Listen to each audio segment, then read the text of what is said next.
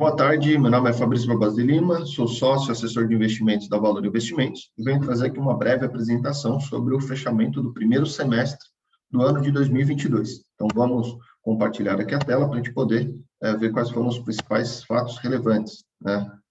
Então, vamos lá. Primeiro resultado aqui que chama bastante atenção, né, do fechamento do primeiro semestre é que muitas classes de ativos acabaram sofrendo, né? Então, mais um pouco da mesma história que a gente conta, né? O primeiro semestre aí, os grandes vencedores foram aqueles ativos relacionados a commodities, principalmente energéticas. Então, o preço do petróleo, o barril do petróleo subiu quase 50% no primeiro semestre, né? As commodities, de maneira geral, inclui minérios e outras, né, com uma alta de 28,2%, enquanto outros ativos que deveriam ser descorrelacionados à recessão e crises, como é o caso do Bitcoin, em vez dele subir, ele caiu, e caiu bastante. O Bitcoin tem uma queda aí de quase 57% nesse primeiro semestre, tá? Quando a gente olha as moedas, euro e dólar foram moedas que também se desvalorizaram frente ao real, ou seja, em outras palavras, o real se valorizou. Boa parte dessa explicação está pelo fato de que o nosso Banco Central começou esse trabalho de subir juros há um ano atrás, então o Brasil é um dos poucos países que está com taxa de juros real positiva, ou seja, a Selic acima da inflação. Isso faz com que, naturalmente, o real se valorize frente a outras moedas, tá? Mas na medida em que, por exemplo, o Banco Central americano, Fed, começou a subir os juros com mais intensidade agora no mês de junho e sinalizou que as próximas altas devem ser também mais agressivas, a gente já vê o dólar se valorizando frente ao real, que foi o que aconteceu em junho, com essa alta de 11,1%. Tá? Quando a gente passa para as bolsas americanas, aí já é o pessoal com medo realmente, né, que essa alta de juros faça com que o mundo entre numa possível recessão. Isso faz com que aquelas empresas que são relacionadas à tecnologia também tenham o seu valor diminuído, né, quando a gente traz o fluxo de caixa futuro dessas empresas a presente.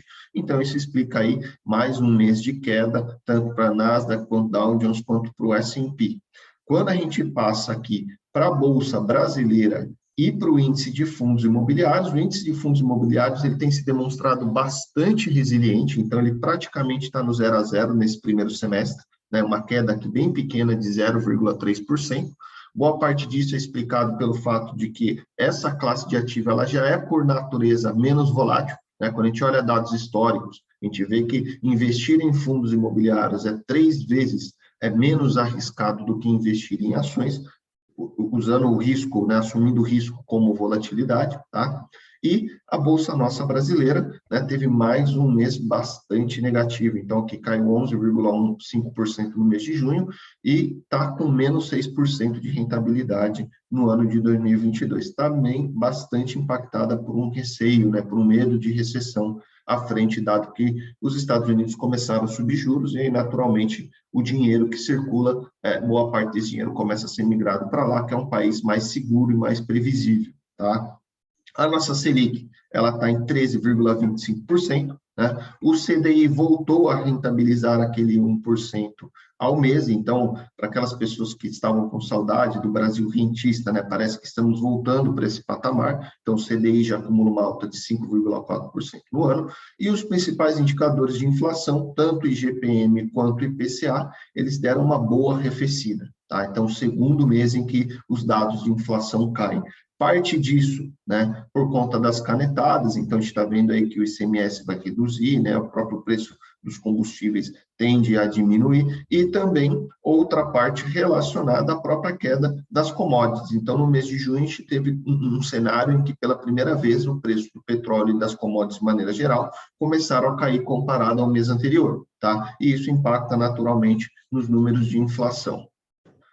Bom, dito isso, o que a gente tem aqui também como os principais highlights, né? Então, a ata do Banco Central, né, dos Estados Unidos reforçou a necessidade de alta de juros, né? Então, eles perceberam que esse negócio de inflação transitória já foi o beleléu, o gato subiu no telhado, eles não entendem sobre inflação, assumiram que não entendem sobre inflação.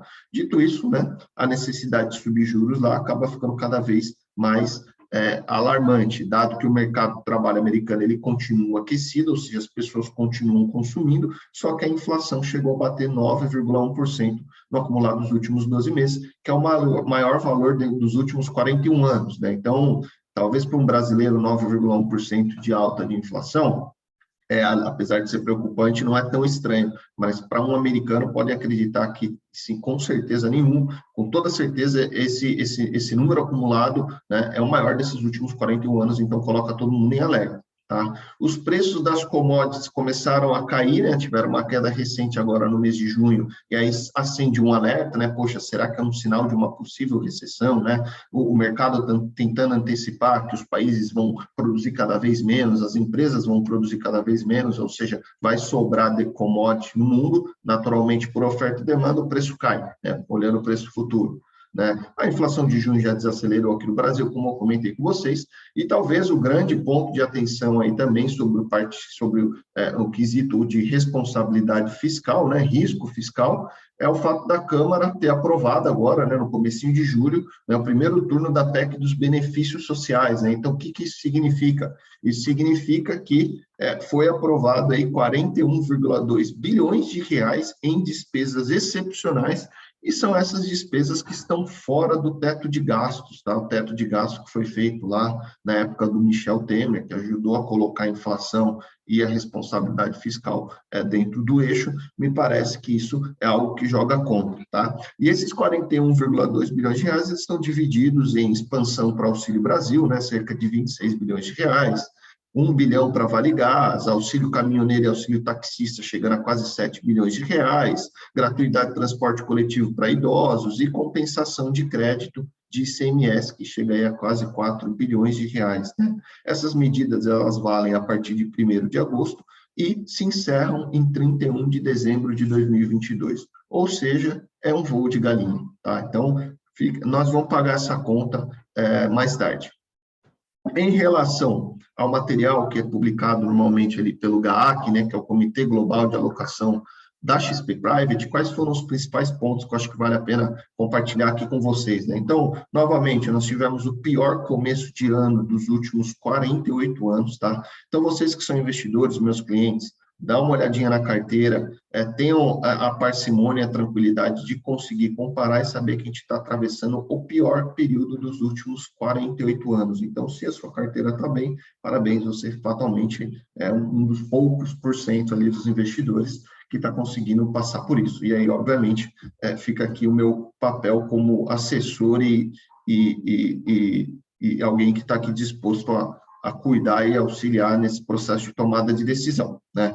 Mas o cenário é ruim, né? Quando a gente olha aí o total de distribuição, de destruição de riqueza, a gente chegou a 15,5 trilhões de dólares que simplesmente evaporou, né? O mercado derreteu, né? E aí, qual que é o grande ponto, né? O que vem confundindo boa parte dos investidores? Porque o mercado, né, que é formado pela expectativa dos investidores e os bancos centrais, eles parecem que não estão falando a mesma língua, né?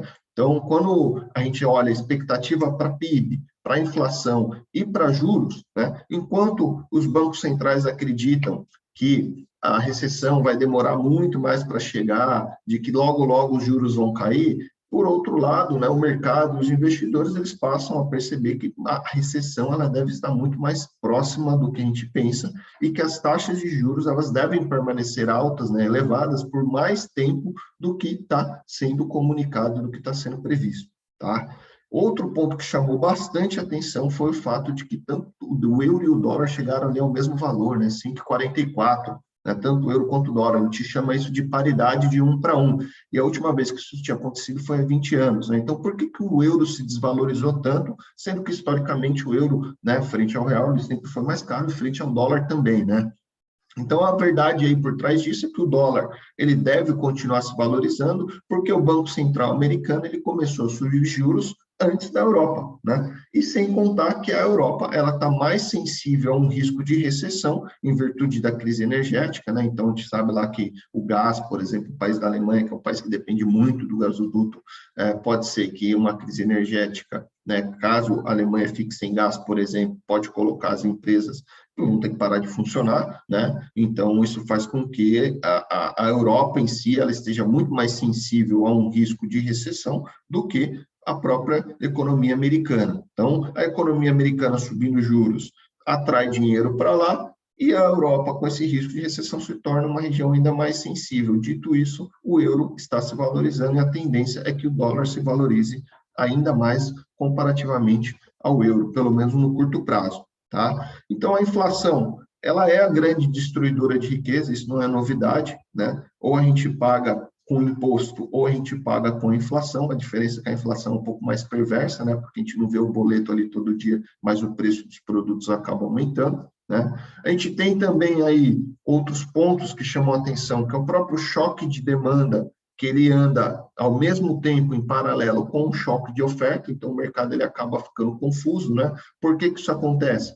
Imagina a seguinte situação, em que a inflação ela é composta tanto por um choque de demanda, né, as pessoas querendo consumir mais, quanto por um choque de oferta, menos produtos sendo ofertados, porque não tem semicondutor para colocar em celular, em iPhone, não tem semicondutor para produzir carro. Então, esses são os dois fatores ali que compõem, por exemplo, a inflação.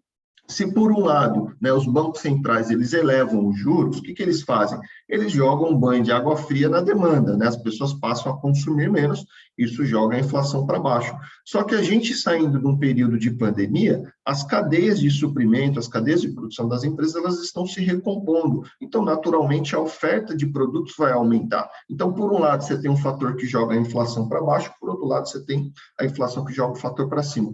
Resumo da história, a gente fica confuso ali no meio do caminho, né? Então, a gente ainda tem que lidar com uma inflação de demanda, porque o mercado de trabalho ele ainda está resiliente, né? A gente vê que os dados de desemprego no Brasil estão caindo, os dados de desemprego nos Estados Unidos são os menores historicamente falando, né? E a gente ainda também tem bastante dinheiro circulando. Então, o mercado está ali numa briga de duas cordas e a gente ainda não sabe com clareza por qual lado que a gente vai seguir, provavelmente pelo lado de inflação permanente, falando aí no curto prazo de 1 a 2 anos, tá? E, por outro lado, também, o que ajuda a explicar bastante a valorização do dólar frente a outras moedas é a divergência de política monetária, né? Então, a gente vê, por exemplo, o Japão, que é um país que simplesmente não está subindo juros, né? Enquanto outros países estão subindo juros. Então, naturalmente, o dólar, por exemplo, contra o iene, valorizou aí quase 19%, né? Então, naturalmente, aqueles países que subirem mais juros são os países cujas moedas tendem a se valorizar mais, tá? Esse daqui é o relatório Focus, né, que foi publicado, né, eu fico um pouco avesso a querer botar na pedra que essas projeções, nessas medianas, elas vão realmente se consolidar, porque a gente tem visto que o mercado, principalmente os principais players aqui do mercado financeiro, eles vêm corrigindo esses números a todo momento, mas o fato é que a gente tem percebido que a inflação aqui de 2022, a projeção é que ela termine perto de 7 alguma coisa, né? O PIB de 1,60, um câmbio próximo de 5,10 e a Selic a 13,75, então já está prevendo aí mais uma alta de 0,50 pontos percentuais, tá bom?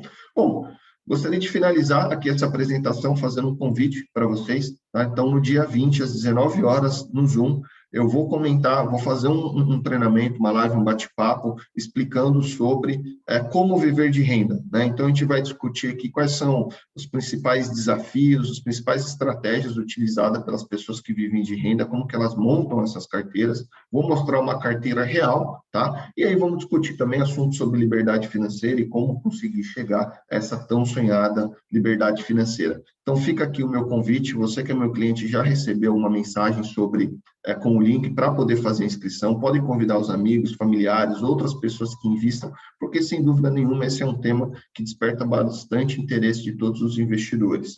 Ficam aqui os meus contatos. Agradeço pela atenção e até o próximo vídeo.